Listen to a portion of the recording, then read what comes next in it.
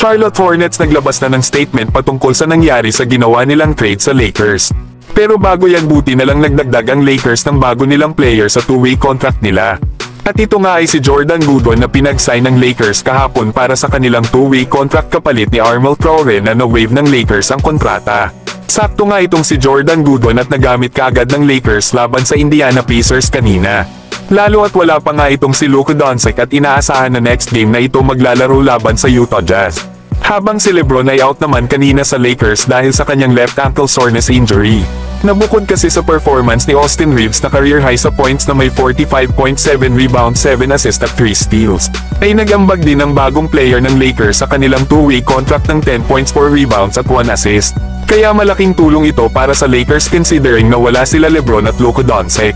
Isa pa ay ang Indiana Pacers din ang kanilang nakaharap ang isa sa mga malalakas din na team sa East. Lalo at andyan ang duo nila Pascal Siakam at Tyrese Haliburton. Kaya tingnan natin mga idol ang debut game ng bagong player ng Lakers na si Jordan Goodwin. Ang sipag nga nito mga idol na kumuha ng bola. Kita nyo naman ang mawala sa kamay ni Jackson Hayes ang bola ay nakuha pa ito ni Jordan Goodwin para ibigay sa kanyang teammate ang bola. Sa play naman na ito ay kahit mas maliit si Jordan Goodwin kesa kay Pascal Siakam, ay hindi nga makaporma sa kanya ang nasabing forward ng Pacers. Kaya naman ipinasa na lang ni Pascal Siakam ang bola sa kanyang kakampi. Na kahit sa pagkuha ng rebounds ay ang ganda pa rin ng backs out ni Jordan Goodwin dito. Ang bilis naman ng rotation sa depensa dito ni Jordan Goodwin sa may corner na gawa pa nga nitong masabayan kahit papaano si Andrew Nembhard, na naging dahilan kaya sumablay din ito sa kanyang 3-point shot. Habang matapos naman na sumablay si Vanderbilt sa kanyang 3-point shot, ay si Jordan Goodwin pa ang nakakuha ng bola laban sa tatlong Pacers player sa kabila ng kanyang tangkad.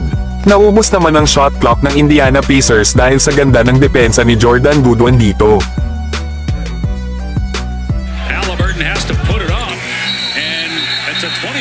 Sa mga play naman na ito mga idol ay makikita mo talaga kay Jordan Goodwin na kahit nasaan ito basta alam niya na kaya niyang makuha ang bola mapa-opensa man yan o depensa.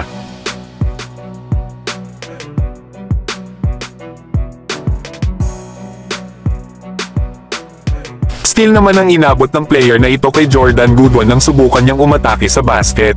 Dito naman ay ang gandang move naman ang ipinakita ni Jordan Goodwin gamit ang step back mid-range shot. Dahil naman sa ganda ng cut ni Jordan Goodwin ay nakita ito ni Reeves para bigyan ng bola sa ilalim, na nagresulta naman ito sa isang easy 2 points. Grabing closeout naman sa depensa ang ginawa ni Jordan Goodwin sa player na ito. Kaya nang tumira ito sa 3-point shot ay hindi ito pumasok. Susubukan sana ni Jordan Goodwin na magbigay ng isang lob pass. Kaso ay hindi sila nagkaintindihan ni Vanderbilt pero buti na lang at si Goodwin pa rin ang nakakuha ng bola at nakakuha pa ng end one play. Nagkamali na nga ng pasa pero napaganda pa mga idol. Isang dagger 3-point shot naman ang ginawa ni Jordan Goodwin para makalamang ang Lakers ng 13 points sa last 2 minutes mahigit sa 4th quarter. Kaya grabe nga ang player na ito isang 6'5 na shooting guard. Pero yung kanyang mga nagagawa sa loob ng court ay napakalaking bagay especially na sa depensa para sa Lakers. Okay sana ang player na ito ng Lakers na maging backup guard nila sa postseason. Kaso ay hindi naman pwede maglaro ang isang player na nasa 2-way contract sa postseason. Pwede nga lang sila sa pagitan ng regular season at G-League affiliate.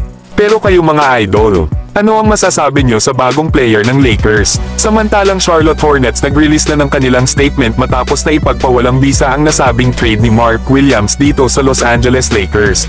Lalo at nag-failed nga ito sa kanyang physical. Sinabi nga dito ng Hornets na excited na daw sila na tanggapin muli si Mark Williams sa pagbabalik niya sa kanilang organization.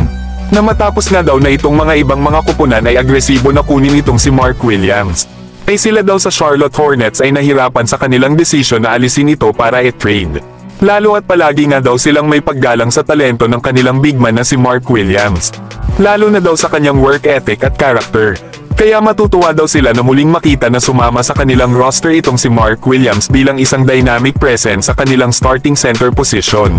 Lalo at ang pagbabalik daw ni Mark Williams ay magpapalakas daw sa kanilang kupunan. Inaasahan na nga daw ng Hornets ang impact na gagawin niya on end of the court.